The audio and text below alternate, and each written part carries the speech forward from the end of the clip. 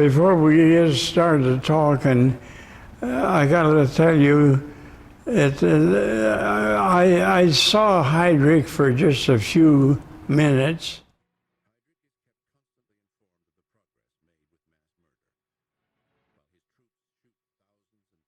And he had come around a big sweeping curve in a road, and they had to slow down.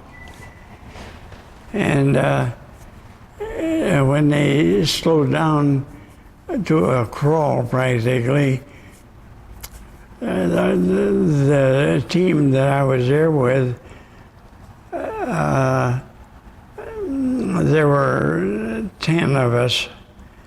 They were picked special out of 75, and those 75 were tough ones.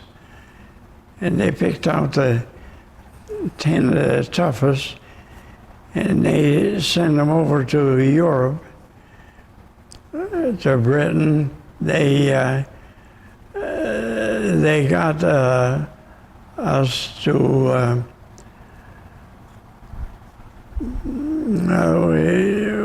We didn't have too much choice, and we had to assassinate Heydrich at all costs, right, because it was a vital thing, and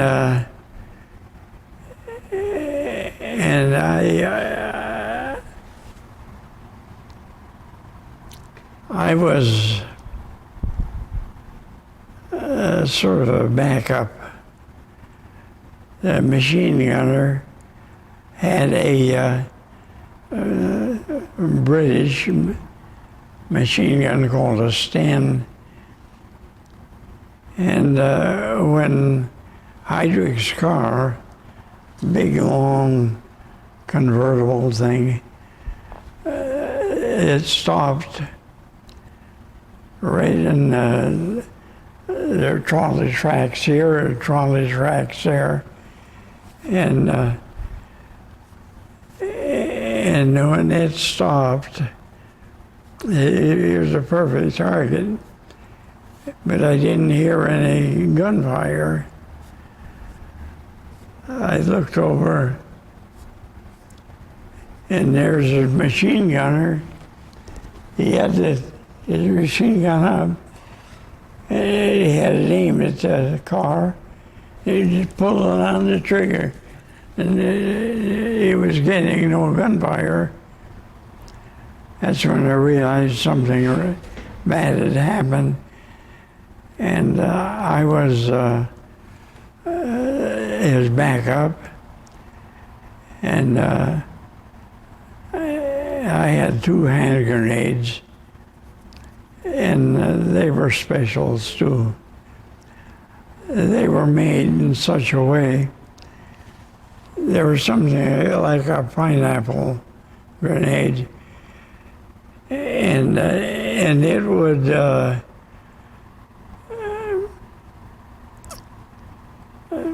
just thinking about it, it makes me shiver a little bit, because they took the gunpowder out of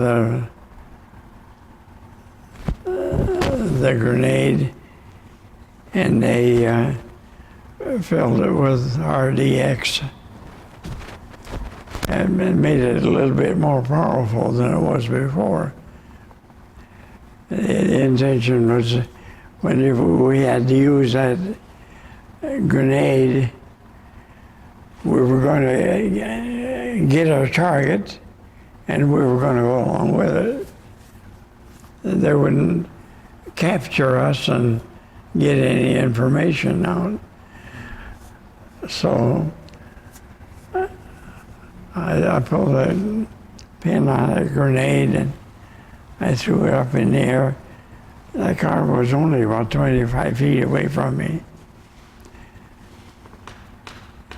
And it came just before it hit the back seat. I started to turn, and I didn't turn quite fast enough. There was an awful explosion. One was all I needed. It killed Heydrich, and also, well, he died from fragments, because that grenade was doctored up with all kinds of germs.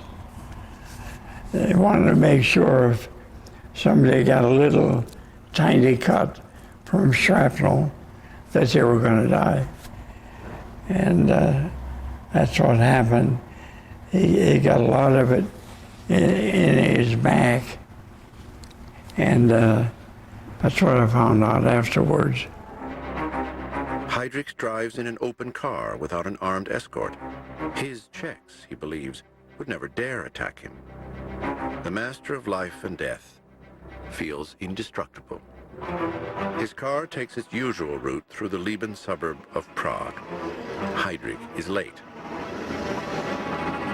The plane to take him to Berlin is already waiting. Heydrich's driver has to slow down at a hairpin turn. This is where Special Agents Jan Kubiš and Josef Gabčík are waiting, armed with a collapsible submachine gun, a Sten gun, and a homemade hand grenade. They attack. Reinhard Heydrich is seriously injured by fragments from the grenade. Metal splinters from the grenade have slashed through the car seat. Pieces of upholstery, hair, and fabric get into Heydrich's wounds. Doctors fear that the hangman of Prague may die of infection.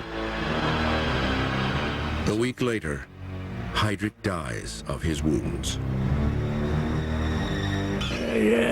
I started to regain consciousness. The lookout was, our lookout was a girl. And she was about the same age as we were, in the early 20s. And we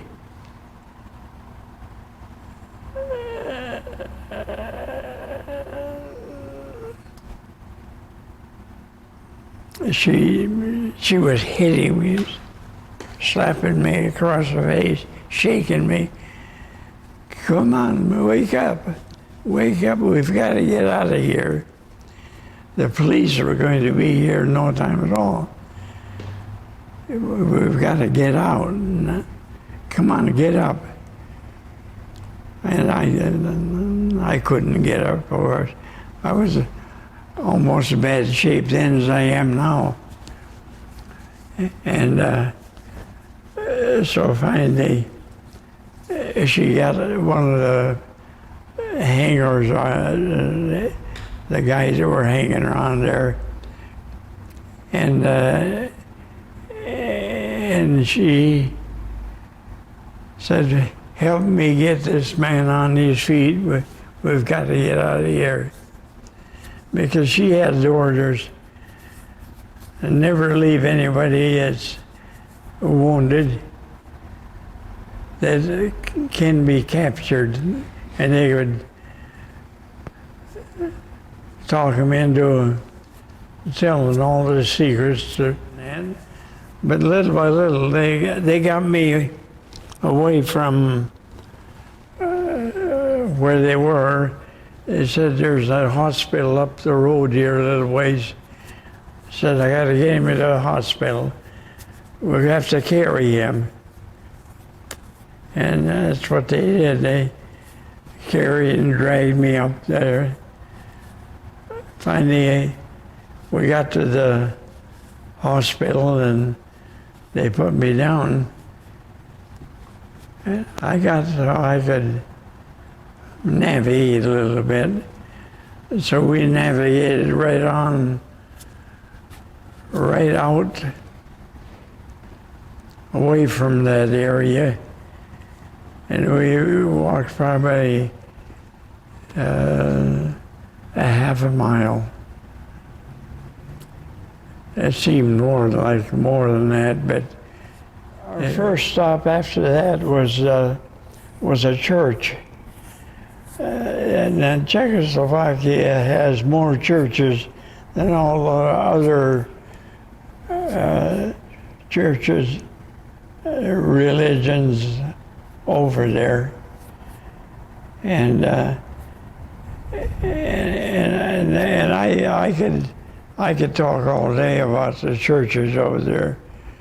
They're a little bit more than churches. They're anyway. We walked in and walked downstairs and went around the curve. I can remember all that clearly, but I have trouble remembering my own name sometimes. Oh, sure, understandable. And anyway, that explosion took most of my hearing, and I had trouble for a long time. I have a ringing in my ear right now. It came from over there. And so we got to the bottom of the church, and there's a mausoleum there, and there's several priests that had been in that church from years back, and they were buried in there. They weren't buried, they were in a box. And that's where we had to stay there. How did they recruit you? Well, Reinhard Heydrich was a military genius, and he advised Hitler how to run his war. And the British intelligence, they wanted him out of the way because he had engineered Hitler taken over all those little countries, the Slavic countries, Czechoslovakia, Poland, Austria, Hungary. He even went over into the Russian side, and because the very eastern end of Czechoslovakia was more Russian than they were Slavic, and I had to go to all of the places that they told me to go. And in most cases, they would show me a picture, say, this is so-and-so. He is either he or she, he is a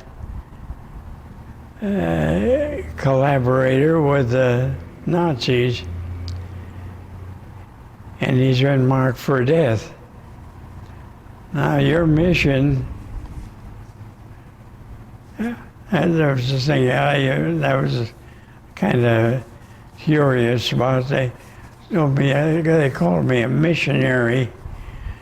My mission was to go to this guy's hometown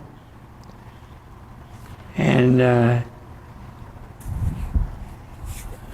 get acquainted with him, and at the first opportunity, kill him. And altogether I was sent on 73 missions like that. And some of the people that I got acquainted with, I liked. They weren't, these people weren't Nazi collaborators, I don't believe. I think personal grudges were settled during the war over there, just like it would be over here. Mm-hmm. They were no different than we are. Right. They lie like hell. And You were born in Czechoslovakia? Prague, Prague? yeah. Yeah, my mother came from that area.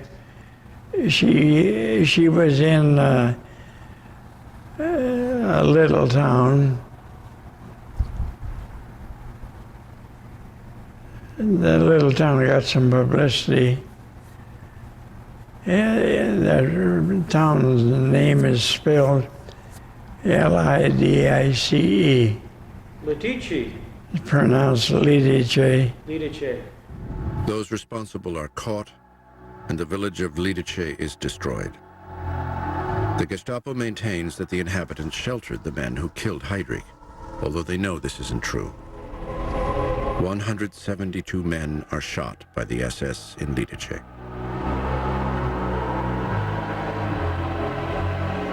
The women and children are taken away.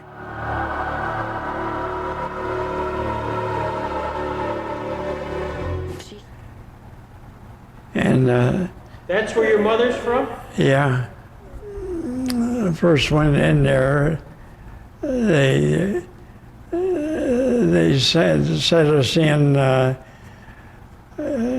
airplane, a Lancaster bomber.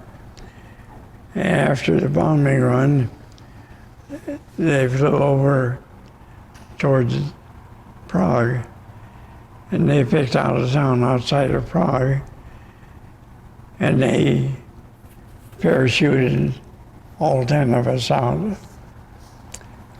And Where did you come from?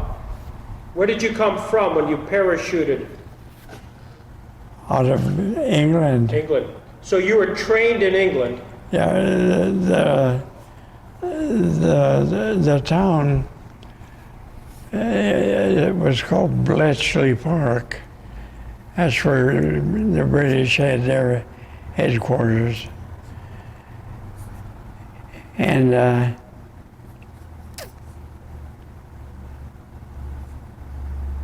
anyway, that is what happened there.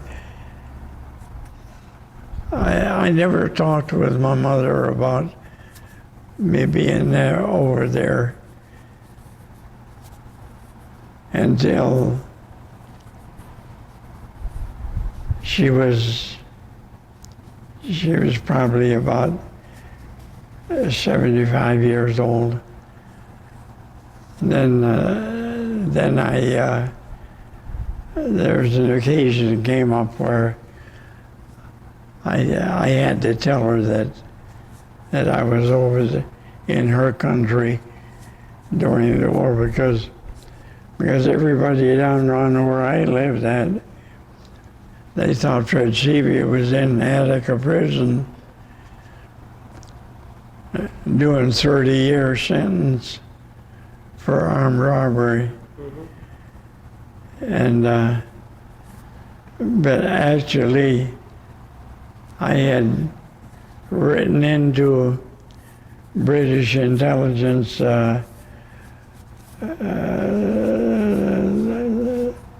up there in Canada.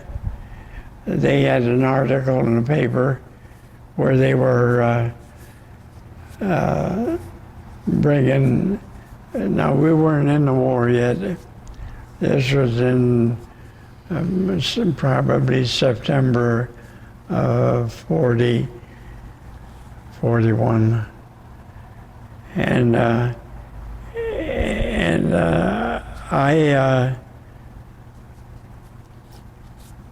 read in the paper where they were training Czechs that had escaped from over there, and they were being trained up in Canada for a special brigade that was going to go back over there, and they were going to go to and join the Russians, and they would be fighting Germany that way. Well, I got sidetracked, sort of. I had special talents. I was good with a pistol or a rifle, and I could I do something that if I brag about it, I'd be accused of making up a story. But I didn't have to make that up because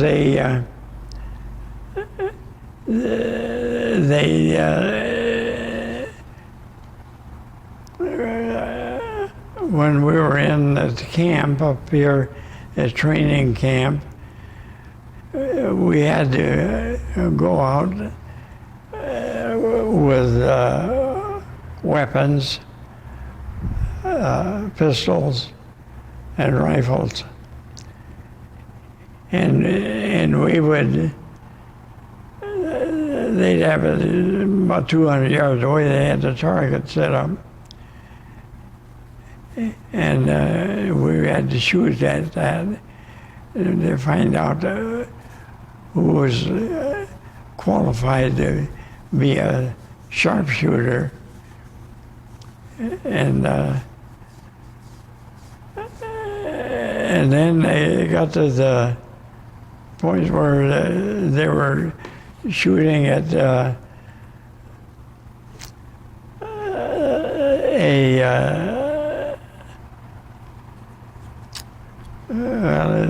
it'd be a target inside of a tire.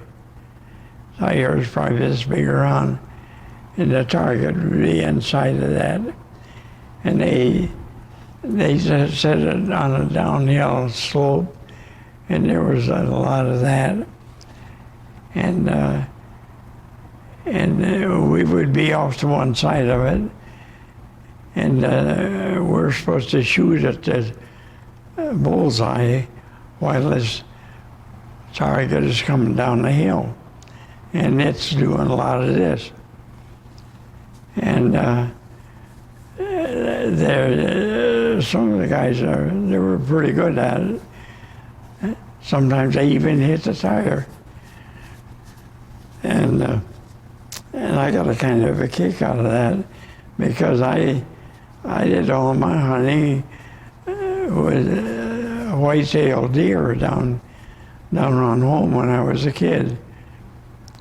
And when I first started hunting, I started hunting with cottontail rabbits. The rabbits would be sitting out in the orchard. I would sneak around, and I had a .22 rifle that didn't have any sights on it, just a barrel. And I'd be going along, and I'd see a rabbit sitting. That was when the rabbits were tame. And I would pull up, and sometimes you could get that rifle barrel that far from the rabbit's head. And you didn't have to be a very good shot. And then sometimes the rabbit would be a little further away. But I got so I could hit that rabbit pretty regular. And when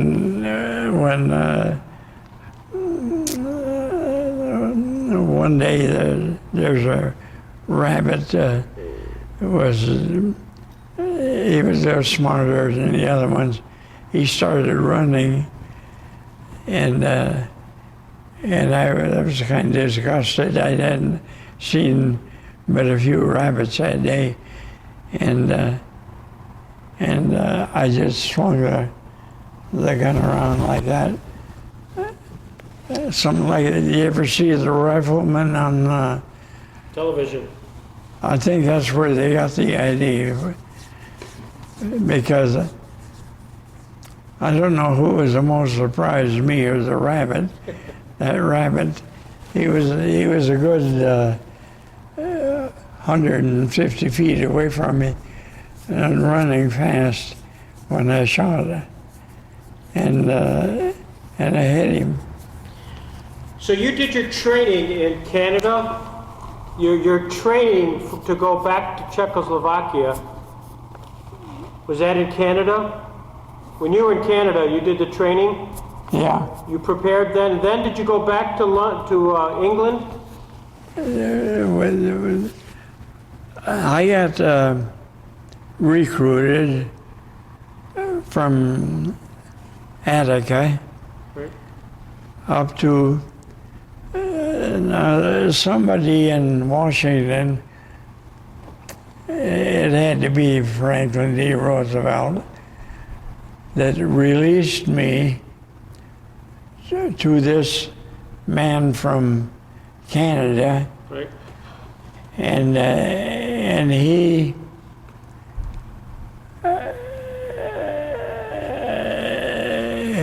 never told me who it was or anything.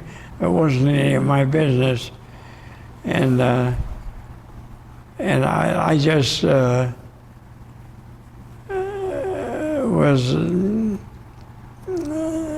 real good at instinctive shooting, and they spotted that when we went out on that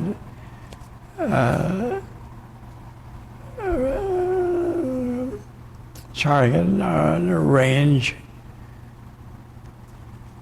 and then from there on, it was just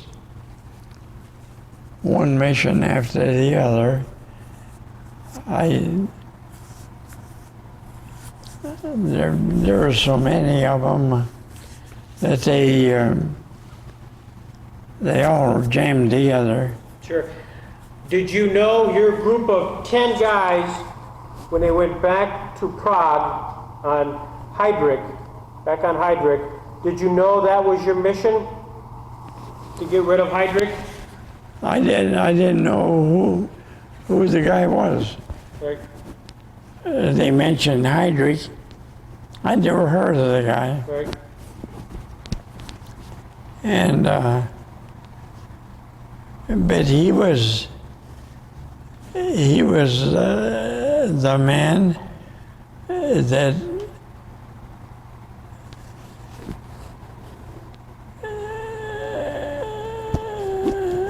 that won the war for Adolf Hitler. Oh, he was a bad guy. Adolf Hitler had World War II won on May 26, 1942. He had the war won then. The next day, May 27th, he lost it because he lost his general. And from there on, he started making his own decisions, and he made mistakes. The mistakes led to him losing World War II, and he eventually lost his life. How did you get out of Czechoslovakia? Just walked yourself, huh? Well, What about the other 10 people who were part of that assassination of Heydrich? What happened to them? they were all dead within 3 weeks. Is that right?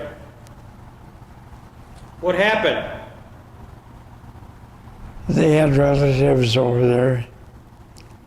They just happened to went to their relatives. They say, we know that so-and-so was one of the crew in that assassinations team.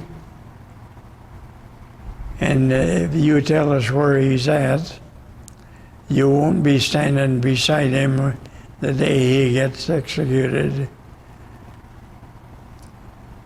And if you do tell us, there's a reward. And the reward was pretty hefty. They put a big reward on me. Hitler talked to the Czech government. He was ruler of the country, really, but he used the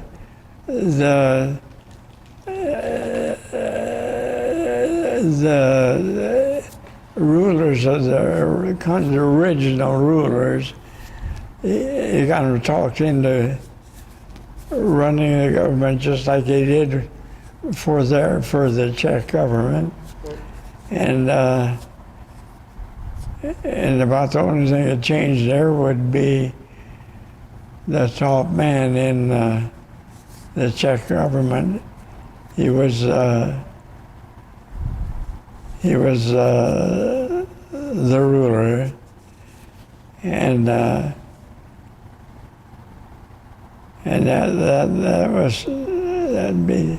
it's hard to understand.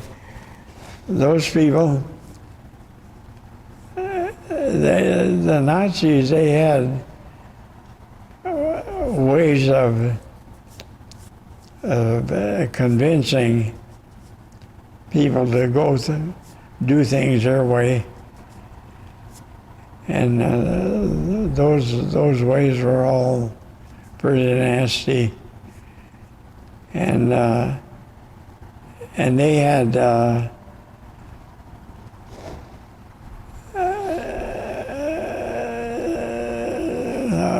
I don't know exactly how many, but anyway, this one ruler, they called him the right protector of Czechoslovakia, and he was actually protecting himself, and but he gave out all the orders like he did before Hitler came in there. There weren't very many people in the occupying army there. Do you remember some of the names of your friends in that group of 10? Do you remember any of the names of the people who were part of that group?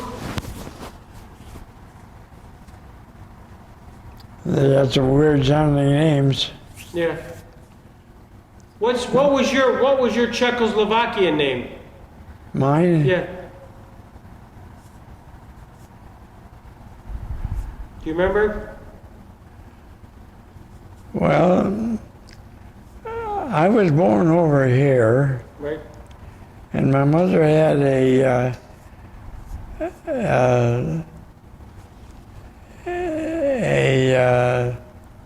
a lady that was originally from Germany, and her husband was a German, and they were next door neighbors up down by Youngsville. And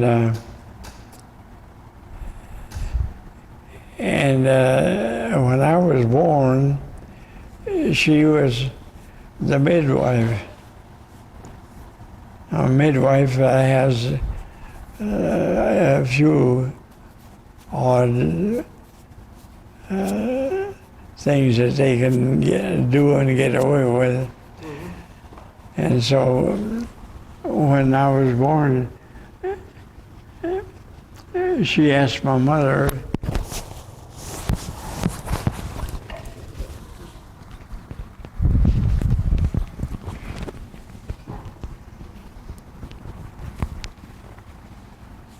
she asked my mother, says, do you have a name for this baby? My mother shook her head, no. Says, could I volunteer a name? She said, yeah. All righty. He is Heydrich.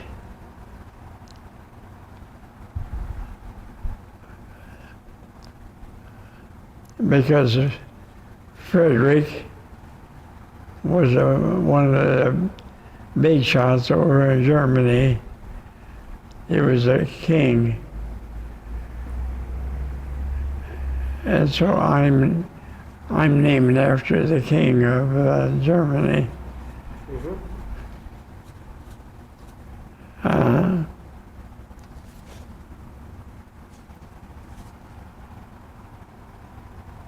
Anyway, there's names are peculiar over there. You were the only one. Some of them are that long. Right. Were you the only one that survived that Heydrich mission? Yeah. So everyone else? They were all dead within 3 weeks. Right. The Gestapo had 3 ways. That's one of them says, if you tell us where he is at, and we capture him, you won't be standing beside him the day that he is executed. Yeah. So you hid in the mausoleum? Where did you hide? We hid in that mausoleum. That was on one end of the big room down there. The room was about the size of this right here. And they had 121 people in there. You know, that Heydrich story is a very big story. It's a very big story, and you were part of that. Have you ever seen any movies about that? Well, I wasn't supposed to be the one that killed him. Right. And the guy with the machine gun was supposed to have gotten the British intelligence. That's one of the big lies that they put over on the people during the war. That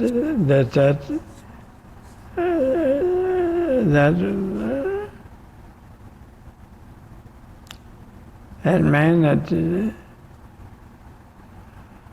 they couldn't come out and say, well, this man here, he was supposed to kill him, but he didn't. And he didn't. They had a choice, of course, but they were fooling a lot of people during the war. The winning side, you know, they tell their story. Sure. And their story is always different than the way it really happened. Now, I changed the outcome of World War II in favor of the Allies. And the first thing that they did when I came back, I got to the training camp back up in Canada. They put me on a 50-year oath of secrecy. Right. That you cannot tell anyone anything about what you did when you worked for us. And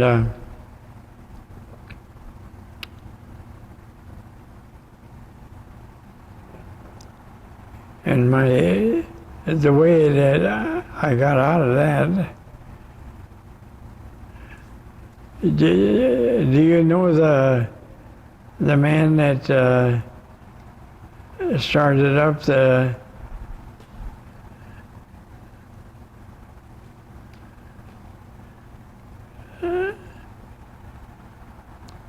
radio station down in Warren, Pennsylvania? His name is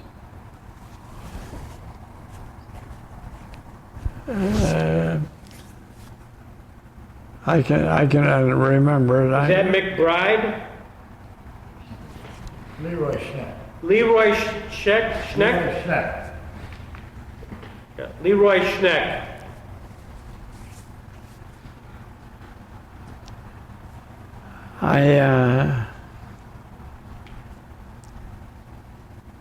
Leroy Schneck.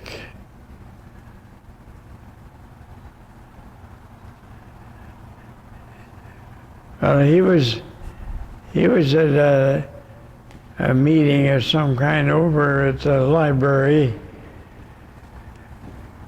and at the time I was driving the bookmobile, and he was making, well, he was referring to something in World War II, and I knew that it wasn't the way that it happened, and I brought it to his attention. And he said, well, how do you know this? I says, I was there. Mm-hmm. I made a lot of that history over there. I said, but I haven't told anybody about it because I was put on an oath of secrecy for 50 years. Well, why are you talking about it now? I said, the 50-year just expired here a couple of weeks ago. Is that right? And that is their story that they're telling about Heydrich being killed. They tell everybody, in the schools especially, that Heydrich was killed by a Czech patriot. They don't say anything about him being killed by a Pennsylvania hillbilly. And that wouldn't go over too good during the war. Right. I think it's interesting that after Heydrich died, they went to that village of Lidice and just wiped it out. Yeah, That was your mother's home. Yeah, my mother, she got to talking about that one day. And I told her, I said, hey, you don't need to think too much about that because that happened a long time ago. And there's a lot of liars on both sides during the war. And if they kill 50 people, they'll say they killed 500. Of course, that's going on today, too. Mm-hmm. This has been fabulous. This is great. Thank you for sharing that story. Thank you very much. Yeah. And this oath of secrecy that they put me on went something like this. I promise to never reveal to anyone what I did during the time I was under orders from the people that I worked for, whoever they were. And it's a promise to never reveal to anyone on pain of death. Cool. It's And interesting. that was pretty convincing. Yeah, it was convincing. 'Cause they killed their own agents. If they got into a position where they had to make a choice, either them or us. It's always them.